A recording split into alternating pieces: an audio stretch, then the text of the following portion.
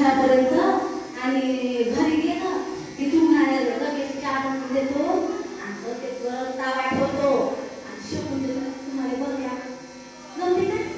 चला किती वेळाचं काय हो? कुठलं सुटलं लागतं त्या पाटाच्या वावरात गुरापोटावर नुसते पोते नुसतं राहतात पातळी काय म्हणतो सर तू नाही काय होईल मग? माया संसारासाठी मी कष्ट नाही करी तर गावातले लोक करतील आणि म्हणतं पटल्या शेतात राम राम रावतात बंदी कोणतीच नाही म्हणतात तू तर चला हळूहळू घरापर्यंत चल घ्या ना पाय घेऊन घ्या घर झाल्याबरोबर हे पाय कपून घ्या की काय तू घ्या ह्या बाजीवर जरासं बसा बाजीवर बसा आम्ही तोपर्यंत चहा आणतो चहा प्या आणि मग तुम्हाला जरासं बरं जातो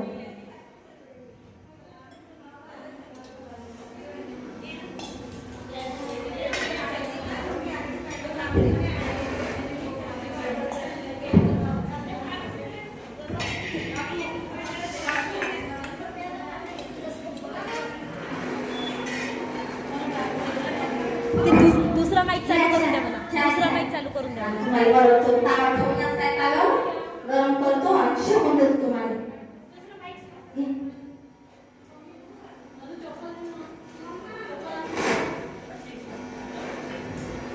झाला का चहा पिऊ तावा आणला गरम कर ठेवला आणि देतो तुम्हाला शिकून तुम्हाला बरं का कसं लागत आहे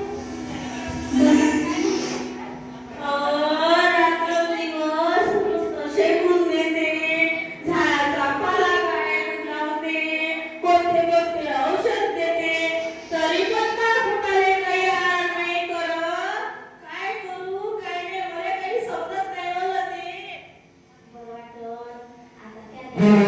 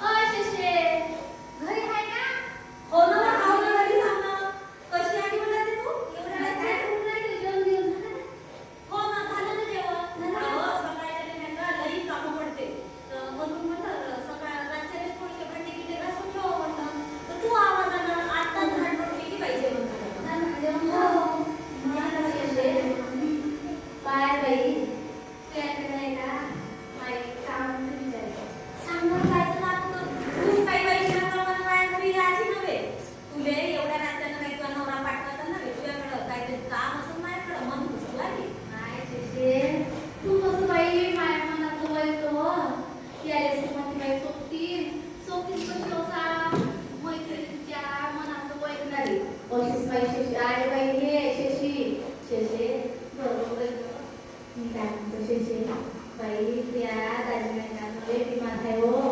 लहान नुसतं पोट राहते. माझ्या तरी दिवाळी बाई खोल लावून गेला शेषे. काय करू बाई, मला काय समजून द्यायला तू काय शेषे. करतो काय झालं सांगतो तुला दवाखान्यात न्यायचं आवं गावाच्या बाहेर म्हणे एक वैद आहे म्हणे सारे गावातले लोक त्या वैदाकडे जाते आणि त्याच्याकडे बरे होऊन येते तू मग नाही तिथं त्याच्याकडे जराशे उपास तापास करावं काय निघून येते कीर्ती करावं का तू नुसती अशी शेक निवास करत राहता म्हणायची माय शेषे सांग तू पाहिलं बाई. ते शेतनिवास गेला तेव्हा त्याकडे गेलो. माय त्यानं काय म्हणे 6 महिन्यावर बाई म्हणे. 6 महिना गेला. 6 महिना आधी का बाई व्हिडिओ नाही हो, कोणाची नाही ना. आणि त्या सांगितलं माझा बाई, आता माहिती का, ऑनलाईन काय कार्यक्रम म्हणे, आहे. कोणाच्या घरचं नको.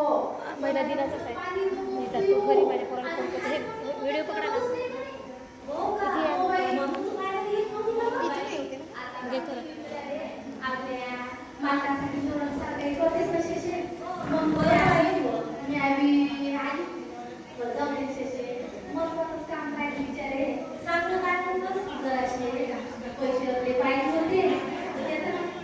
बाई तू सारं काही बोल बाई पण पैशाचं काही बोलू नको तू मी तुला सांगतो काय माझ्या हाती व्यवहार आहे ना म्हणायचा माझ्या नवऱ्याला मग मानते तेव्हा खर्च आहे तू तरी मला जातो का बरे मी कुठं सजावतो म्हणायची कामाला तिथे पैसे देणार सांग साऱ्या बरोबरची तीच नाही बाई मी काही तिथे पैसे तीच देत नाही काय माझ्या घरचं काही 2-4 रुपये काही लागत असं नाना देत का देतो तो येऊन जाय आणि शिजून खाय पैशाचं काही बोलू नको माय शेषे असं नको म्हणून विचारे.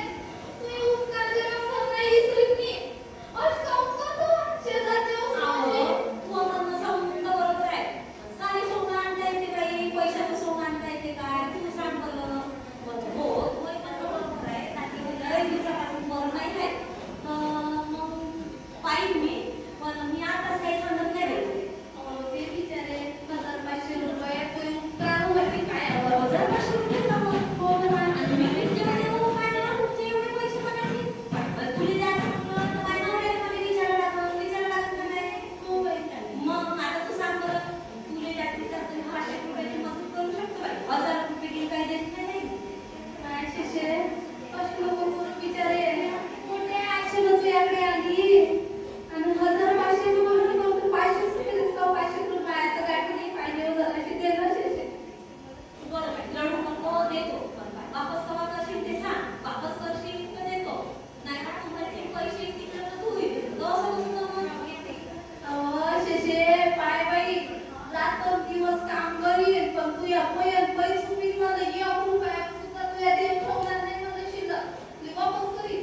बरं ठीक आहे पाय तुला देतो तर खरी पण तू कवा वापस करशील सांग बरं मला.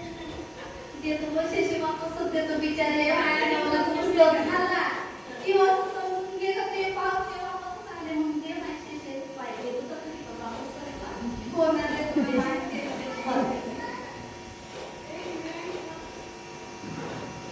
यानंतर दोघंही नवरा बायको दुसऱ्या दिवशी जिल्ह्याच्या ठिकाणी म्हणजे बुलढाण्याला डॉक्टरकडे जायला निघाले.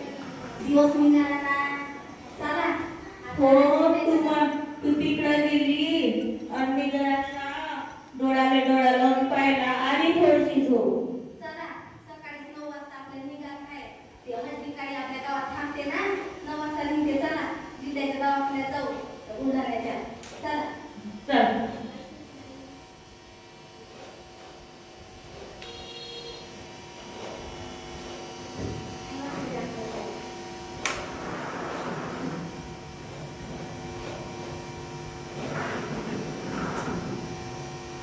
या काका या या मावशी या बसा. काय झालं काका तुम्हाला? बाई तुमचं नाव सांगा. माझे नाव डॉक्टर साहेब भगवान करे. काय त्रास आहे तुम्हाला? डॉक्टर साहेब काय सांगू किती दिवसापासून माझ्या पोटात असं दुखते काय करो ते समजत नाही. नेमकं कुठं दुखते ते समजत नाही.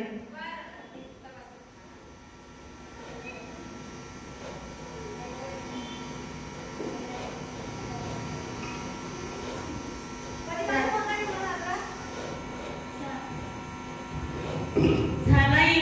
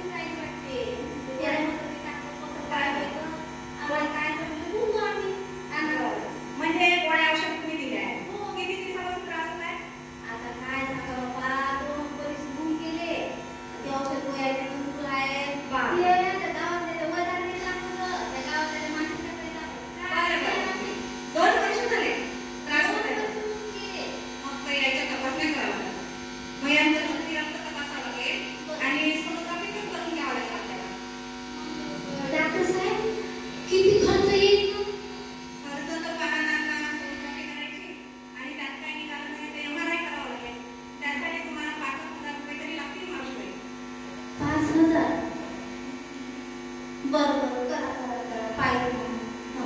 ऍडमिट करून घेऊ काय ना? हो हो घेऊन घ्या ना. काय म्हणू? भरती करून घेते. बरं हो भरती करून घ्या. वाट बाय यांना ऍडमिट करून घ्या.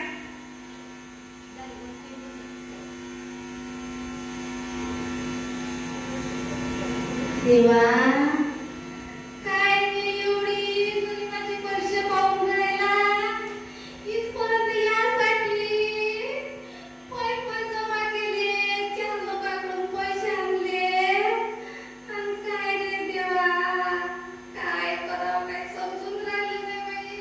काय करू मी आता? आता असं करू काय? पोरीला सांगू का? नको नको बाई. पोरीला कशा पाहिजे ना? पोरीला नाही सांगत. नको. काय करू? काय समजून नाही राहिलं.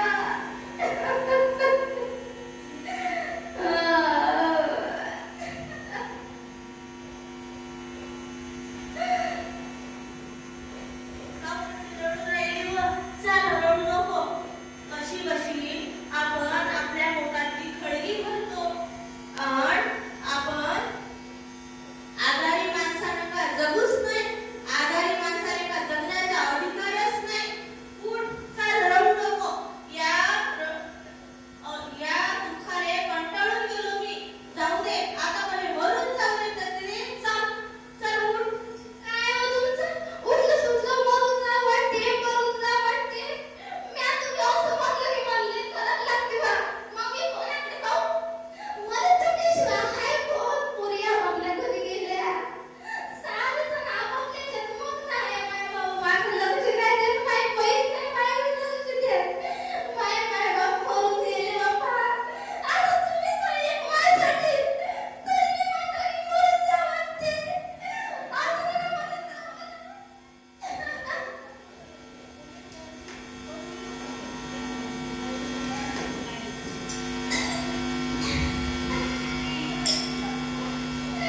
बाई, ज्या माणसानं आयुष्यभर आमच्यासाठी कष्ट खाल्ल्या, संसाराचा गाडा इथपर्यंत आणला, खरंच त्या माणसाने काय जगाचा अधिकार नाही का?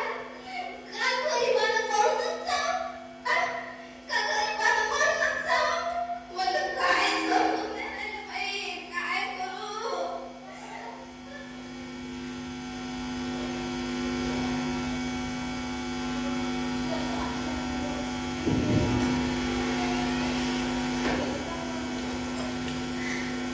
बारामती मॅरेथॉन. हो आता मी माझ्या नवऱ्याचा इलाज करू शकते. आता मी या शर्यतीत भाग घेणार.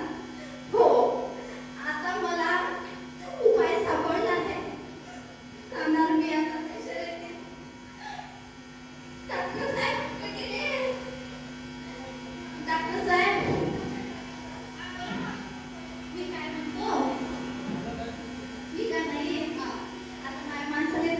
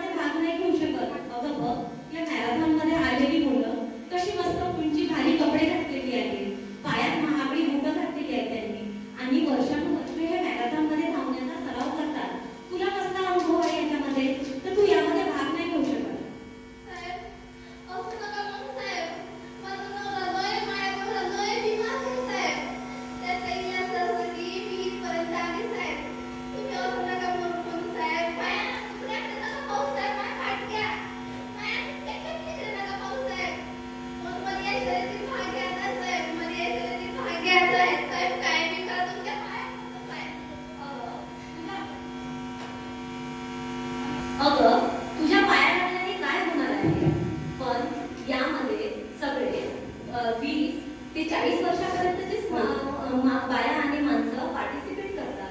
तुला कसं करता येणार सांग बरं तू. अगं तुझं वय याचा तरी थोडा विचार करतो. साहेब तुम्ही माझ्या वयाचा विचार करू नका. मला लय गरज आहे साहेब.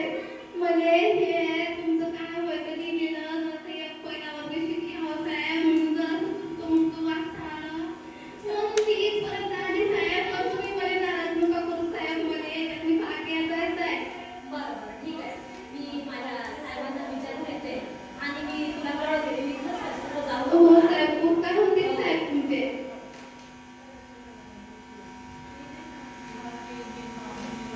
बघ तू या शर्यतीत भाग घेऊ शकतेस. पण तुला जर चक्कर येऊन पडलीस किंवा काही झालं तर याची जिम्मेदार ती संघटना राहणार नाही.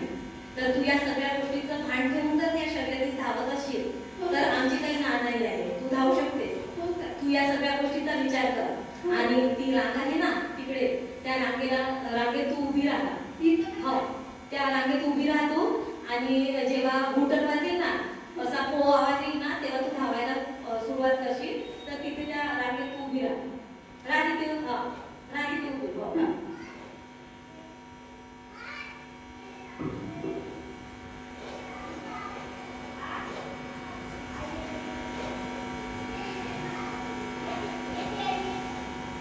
शर्यत सुरू होणार म्हणून लता आपल्या दोन्ही गुडघ्यावर हात ठेवून बसली. तिच्या डोळ्यासमोर फक्त एवढंच ध्येय होतं की मला ही रक्कम मिळणार आणि मी माझ्या नवऱ्याला वाचवणार. ती बेभान होऊन धावू लागली. पट्टी सुटली. घोटर वाजला आणि ती बेभान होऊन धावू लागली. बेभान होऊन धावू लागली. तिच्या डोळ्यासमोर काहीच दिसत नव्हतं. फक्त तिला तिचा नवरा आणि ती रकमेत जिंकणारी रक्कम तिला दिसत होती. शर्यतीत जिंकणारी रक्कम तिला दिसत होती.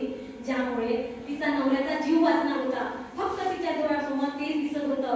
कासोटा घातलेली, पायात चप्पल नसलेली, अनवाणी पायाची, फाटक्या लुगड्याची, चेहऱ्यावर 12 वाजलेले 62 वर्षाची बाई कशी धावत आहे. त्या मॅरेथॉनमध्ये जेवढी मुलं होते ती सगळी मुलं उंची कपडे घातलेली आणि पायात बुटं घातलेली होती. पण तिला सगळ्या जगाचा विसर पडला होता आणि ती बेभान होऊन धावू लागली. ऊर कुठेच तोवर धावू लागली आणि खरंच ती पट्टी पडली आणि लता भगवानकडे ही विजयी झाली. लता भगवान खरे ही विजयी झाल्याच्या नंतर त्या जे साहेब असतात त्यांच्याकडे येते आणि ती म्हणते की तुमचे काही प्रश्न गिश्न असं ते विचारून घ्या आणि माझी रक्कम मध्ये द्या बाबा. माझ्या नवरा तिकडे दवाखान्यात मी भरती आहे. सूट लागली बाबाची गाडी. मला लवकर जायचं आहे साहेब. पण मी काय म्हणतो तुला या शर्यतीत धावण्याची प्रेरणा कुठून मिळाली. काय ती प्रेरणा बाबा आम्हाला गावातल्या कोंबड्या बकऱ्या मागं धावत होती. नदीतल्या पाण्यासंग खेळत होती. रानावनातल्या वेली संग बोलत होती. पण बाबा मला काय माहित का याच्यातही आपल्याला भाग्याची वेळ येईल.